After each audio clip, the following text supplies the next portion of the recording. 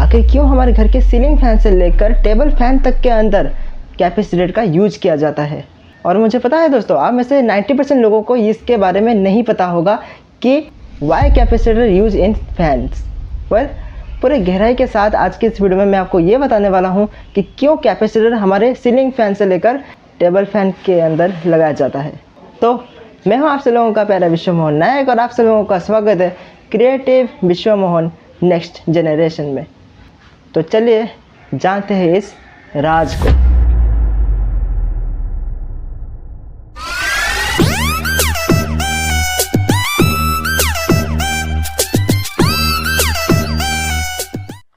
For your kind information, दुनिया का सबसे पहला सीलिंग फैन इन 1960s में बना था। और आपको ये तो पता ही होगा कि हमारे कैपेसिटर बेसिकली करता क्या है। तो जब भी हम कैपेसिटर में पावर सप्लाई देते हैं तो वो कुछ टाइम के लिए उस एनर्जी को स्टोर करके रख लेता है अपने अंदर। फॉर एग्जांपल, आप एक फ़ैन का कैपेसिटर लाना कुछ इस तरह से, और इसके दोनों टर्मिनल्स को आपको एसी सॉकेट के अंदर लगा देना है। एंड उसके बाद दोस्तों, यहाँ पर आप जैसे ही उसको आपस में टच करोगे वैसे ही इसमें एक बहुत ही ज़ोरदार झटका होगा। और दोस्तों, इसका मतलब सिंपल सा एक ही बात है कि इसमें हमारी एसी करंट थोड़ी देर के लिए स्टोर हो गई थी, जो कि इसके बाद डिस्चार्ज हो गई है। तो ये तो आपने जान लिया कि हमारा ये कैपेसिटर बेसिकली करता क्या है। तो अब हम जानते हैं कि क्यों हमारे फ़ैन में कैपेसिटर यूज होता है। तो देखिए दोस्तों, जो हमारे मोटर्स होते हैं, जैसे कि हमारा फेज 1 का, यानी कि हमारा 1 फेज का या फिर 3 फेज का जो भी मोटर्स होती है, उन सभी में कैपेसिटर का यूज़ किया जाता है। जैसे कि हमारा सीलिंग फ़ैन, वाटर पंप और टेबल फ़ैन वगैरह। तो अब देखिए, जो 3 फेज वाले होते हैं उसमें क्या होता है कि उसमें रोटेटिंग होता है। सबसे पहले हम 1 फेज की बात करते हैं। तो सीलिंग फ़ैन में दोस्तों कैपेसिटर इसलिए लगा होता है क्योंकि वो जो फ़ैन होता है वो अपने आप से सेल्फ स्टार्ट नहीं हो सकता है। क्योंकि देखिए, आप सभी के जो सीलिंग फ़ैन होते हैं उसमें जो कॉइल लगी होती है हमारी, यानी कि इसमें जो वाइंडिंग होती है वो हमारी अल्टरनेटिव होती है। अब अल्टरनेटिव का मतलब, यहाँ पे देखिए, आपके सीलिंग फ़ैन में जो अल्टरनेटिव वाइंडिंग होती है उसमें ये होता है कि जैसे ही उसके अंदर करंट जाता है तो फिर वो हल्का हल्का सा वाइब्रेट करता है, हमिंग करता है। तो चलिए, सबसे पहले हम क्या करते हैं कि अपने सीलिंग फ़ैन के अंदर जो कैपेसिटर लगा हुआ है उसको हम निकाल लेते हैं। अब हमने कैपेसिटर को निकाल लिया है, तो चलिए अब हम इसको ऑन करते हैं और देखते हैं ये हमारा चलता भी है या फिर नहीं। तो अब हमने ऑन कर लिया है और अब आपको देखने को ये मिलेगा कि हमारा फ़ैन तो घूम ही नहीं रहा, वो ऐसे घूम रहा है और ऐसे घूम रहा है और एक ही जगह पर ऐसे ऐसे होके वाइब्रेट कर रहा है और उसमें एक हल्की हल्की सी हमिंग साउंड भी आ रही है। और इसी का मतलब ही अल्टरनेटिव होता है बस। लेकिन जैसे ही आप इसमें कैपेसिटर को लगा देते हो तो वह क्या होता है कि उसके अंदर जो करंट का फ्लो होता है वो लेस हो जाता है, यानी कि नीचे चला जाता है, जिसके कारण आपका जो अल्टरनेटिव करंट है वो रोटर में कन्वर्ट हो जाता है, यानी कि रोटेटिंग में कन्वर्ट हो जाता है।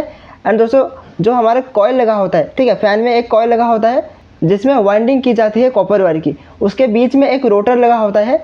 जैसे ही हम उसमें पावर सप्लाई देते हैं तो फिर वो रोटर के साथ घूमने लग जाता है और इसी तरीके से हमारा फ़ैन काम करता है। खैर, आप देखिए, आपने जैसे उस सीलिंग फ़ैन के अंदर कैपेसिटर को निकाल लिया, अब तो वाइब्रेट कर रहा है, साथ ही साथ एक हमिंग की भी आवाज़ आप सुनाई दे रही है। तो अब आपको उसको चलाने के लिए आप कह सकते हो कि एक स्टिक की मदद से या अपने हाथों की मदद से उसे किसी भी डायरेक्शन में घुमा दो, चाहे क्लॉकवाइज हो या फिर एंटी क्लॉकवाइज। आप उसको जिस भी डायरेक्शन में घुमाओगे वो धीरे धीरे करके उस स्पीड पकड़ के वो काफ़ी तेज़ी से उसी डायरेक्शन में घूमने लग जाएगा।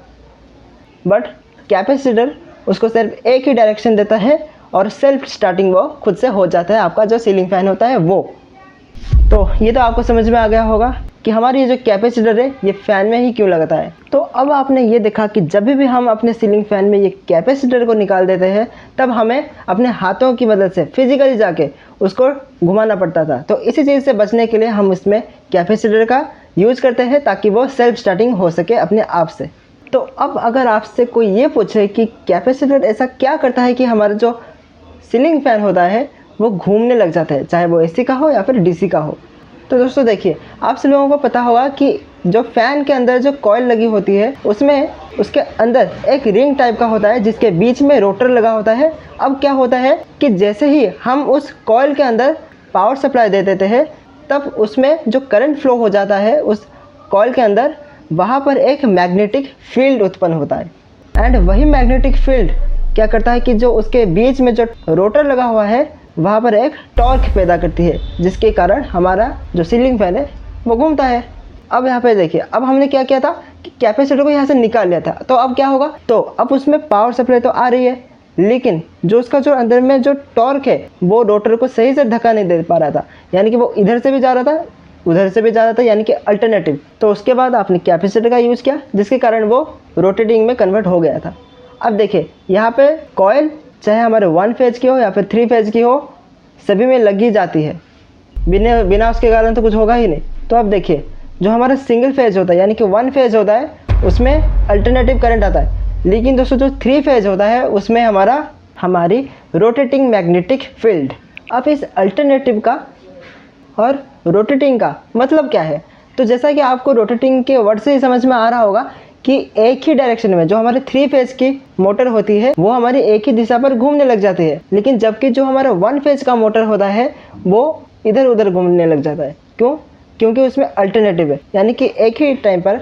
अल्टरनेटिव का मतलब है कि अल्टरनेट टाइम पर वो एक ही जगह पर कुछ इधर से, मतलब वो जो हमारा रोटर लगा होता है उसमें टॉर्क ये उत्पन्न होती है कि वो एक ही जगह पर यहाँ पर भी फोर्स लगता है, यहाँ पर भी फोर्स लगता है।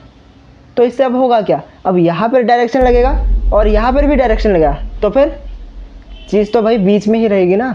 अब मान लेते हैं कि आपके पास एक टेबल है, 2 लोग हैं, पहला फोर्स एक इंसान लगा रहा है, दूसरा फोर्स एक इंसान लग रहा है। जो फोर्स है वो बिल्कुल सेम है, यानी कि मैं जितना फोर्स लगा रहा हूँ आगे वाला भी इस टेबल को उतना ही फोर्स लगा रहा है। तो अब टेबल कहाँ पे जाएगा, बीच में ही तो रहेगा ना। तो ठीक वैसा ही होता है अल्टरनेटिव करंट में, और इसी वजह से जो हमारा सीलिंग फैन होता है वो ऐसे ही थोड़ी थोड़ी वाइब्रेट करती रहती है। तो जब हमने कैपेसिटर को सीलिंग फैन से निकाल दिया तो फिर वो इधर उधर वाइब्रेट कर रही है और उसको हमें खुद से घुमाना पड़ रहा था। लेकिन जैसे ही हमने इसमें कैपेसिटर लगाया, ठीक वैसे ही वो हमारा नॉर्मल हो गया, यानी कि रोटेटिंग में कन्वर्ट हो गया। कैपेसिटर को लगाने से हमारा जो अल्टरनेटिव करंट होता है वो हमारा रोटेटिंग में कन्वर्ट हो जाता है। अब ये जो अल्टरनेटिव करंट होता है ये हमारा रोटेटिंग कन्वर्ट कैसे हो जाता है। अब ये जो हमारा अल्टरनेटिव करंट होता है वो ये जो हमारा छोटा सा कैपेसिटर होता है वो हमारा उसको रोटेटिंग में कैसे कन्वर्ट कर देता है। तो दोस्तों देखो, कैपेसिटर हमारा करंट को लैग करने का काम करता है। यानी कि दोस्तों देखिए, जो हमारा फ़ैन के अंदर जो कॉइल लगी होती है, एक होता है हमारा रेगुलर कॉइल, दूसरा होता है हमारा जो हमारा रोटर के साथ काम करता है। तो वहाँ पर ये कैपेसिटर हमारा कनेक्ट हो जाता है, जिसके कारण ये हमारा करंट को पीछे रखता है, और इसी के कारण हमारा जो करंट है वो एक ही दिशा पे जाता है, जिसके कारण हमारा जो फ़ैन है वो एक ही दिशा में ऑटोमेटिक घूमने स्टार्ट हो जाता है। वेल, तो मुझे उम्मीद है कि आपको इसके बारे में अच्छे तरीके से समझ में आ गया होगा। लेकिन बाकी अगर फिर भी आपका कोई भी डाउट है तो मुझे प्लीज़ नीचे कमेंट करके ज़रूर से बता देना, मैं उसका रिप्लाई करूँगा या फिर उसी के ऊपर एक वीडियो बना दूँगा। तो मिलता है किसी ऐसे ही इंटरेस्टिंग और धमाकेदार वीडियो के साथ। तब तक के लिए जुड़े रहें और हमारे इस चैनल को सब्सक्राइब जरूर से करें। मिलते हैं किसी नेक्स्ट वीडियो में, मैं आपसे वही मिलूँगा। तब तक के लिए जय हिंद। रुकिए दोस्तों, वीडियो भी खत्म नहीं हुआ है। यहाँ पे आपको मेरा एक लोगो दिख रहा होगा, उसके ऊपर क्लिक करके मेरे चैनल को सब्सक्राइब कर लीजिए, और नीचे एक अच्छा सी वीडियो है उसके ऊपर क्लिक करके उस वीडियो को भी वॉच जरूर से कर लेना।